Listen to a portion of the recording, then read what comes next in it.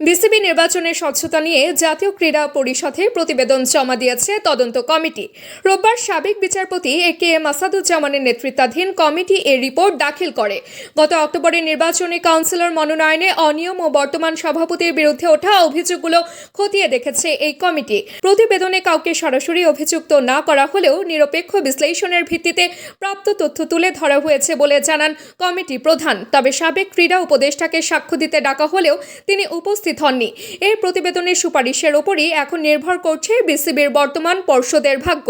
বিশেষ করে জেলা ও বিভাগীয় পর্যায়ে কাউন্সিলর নির্বাচনে যে প্রশ্ন উঠেছিল তার প্রেক্ষিতে বোর্ড পুনর্গঠন বা কাঠামোগত পরিবর্তনের জোরালো সম্ভাবনা দেখা দিয়েছে। বিসিবির ভবিষ্যৎ এখন অনেকটাই ঝুলে আছে প্রশাসনিক এই সিদ্ধান্তের ওপর।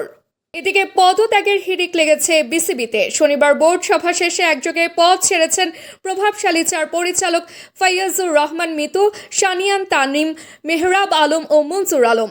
আমিনুল ইসলাম বুলবুলের নেতৃত্বাধীন বর্তমান পর্ষদের বয়স 6 মাস না পেরোতেই এই নিয়ে মোট 7 জন পরিচালক সরে দাঁড়ালেন, যা বর্তমান বোর্ডের জন্য বড় এক ধাক্কা হিসেবে দেখা হচ্ছে। হঠাৎ এই গণপদত্যাগের পেছনে গত নির্বাচনের অনিয়মকে প্রধান কারণ হিসেবে দেখছেন সংশ্লিষ্টরা। 2025 সালের অক্টোবরের নির্বাচনে অস্বচ্ছতার অভিযোগে গত 11 মার্চ তদন্ত কমিটি গঠন করে জাতীয় ক্রীড়া পরিষদ। তদন্ত প্রতিবেদন জমা দেওয়ার সময়সীমা ঘনিয়ে আসায় এবং কঠোর কোনো সিদ্ধান্তের আশঙ্কায় আগে ভাগেই পরিচালকরা সরে দাঁড়াচ্ছেন বলে ধারণা করা হচ্ছে।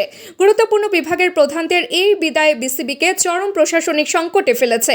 বিসিবির পক্ষ থেকে এখনও আনুষ্ঠানিকভাবে পদত্যাগপত্র গ্রহণের বিষয়ে কিছু জানানো হয়নি।